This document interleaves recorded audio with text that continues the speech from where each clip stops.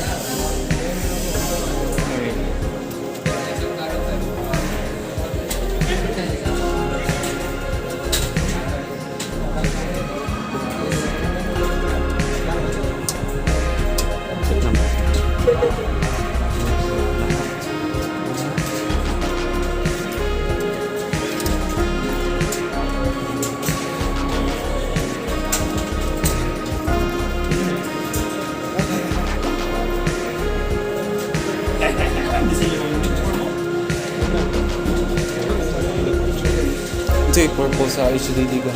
HDD? Hard ko. Permanent data. Store permanent data. Ang SSD SSD kasi siya. ay SSD. SSD? Same thing pero mas fast drives. Gamay mo dyan. Yun sa pa yung mas complex ano yan. Mura siya ganyan eh. SSD. Mana ka rin sa akin. Mura siya ganyan ako. So, Wala ka? So the power supply is now attached. So let's attach the... day functional pa. Functional pa na sa CPU. Pwede naman may tagad ka to bro. Huwag ka.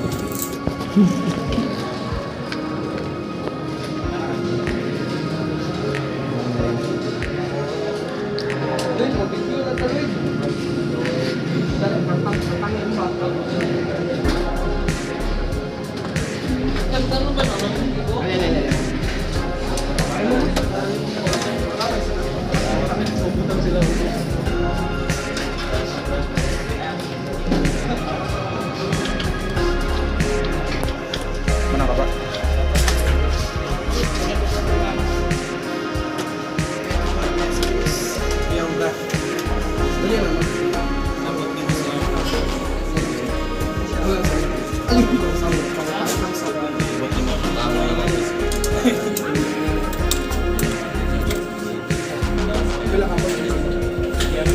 Pinaka-voltage. Wala ka watts na yun. Voltage na around 300 watt. Wala ka watts. Wala ka watts. 600. Hindi ko na watt. So, 1,000 lang ako. So ano, power mo ka. Kapower na kagbalay. 1,000 lang ako. Power mo ka. Oo, 1,000.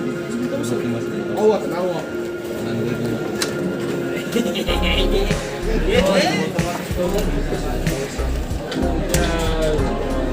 Gamitan ni bro. Gamitan ni George. Ini video ni. Video ni. Jadi video ni. Sebenarnya. Kira let's struggle. Video ko.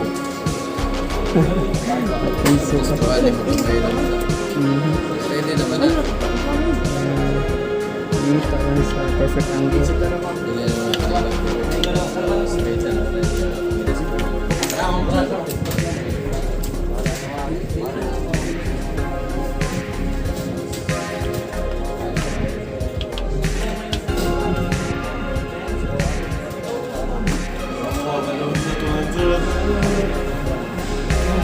So that is the HDD. So finally the Sa'yo motherboard. mo RAM. Sabi di ako. Wah? Ini to. Nil ni. Wah. Sampai mana? Uang dok. Bayat kayo tanaw. Yan pre mo garo. 2 gig. Jadi R3 jud pero bayat kayo. Itu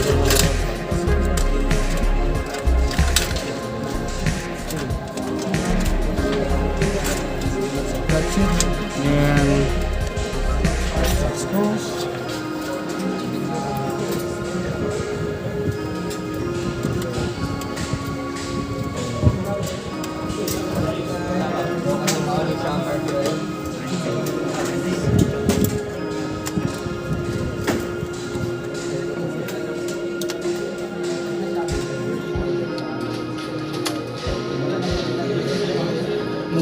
sorry.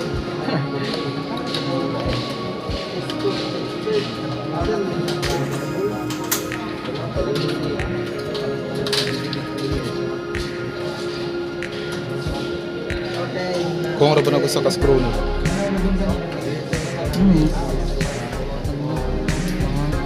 Working ko nito. Kakin sabi. Kuha. Pambili. Sa Sakto na dyan eh. Nagpagos na.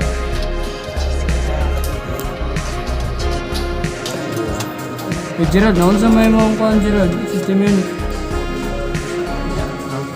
Ay, matabol na trahe.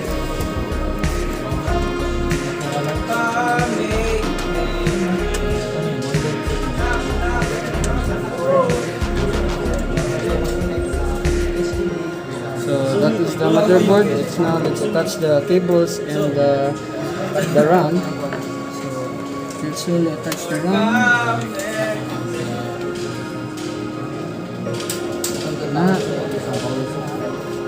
And then that's it. Yeah. So let's touch the 24-pin power connector. Yeah. And the 4-pin power connector also. And finally the casing. Power system. Kasudi ba? Very slowly and attach.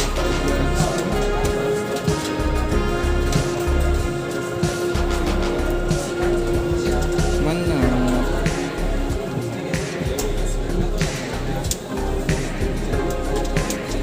And that is how you assemble the system unit. Thank you.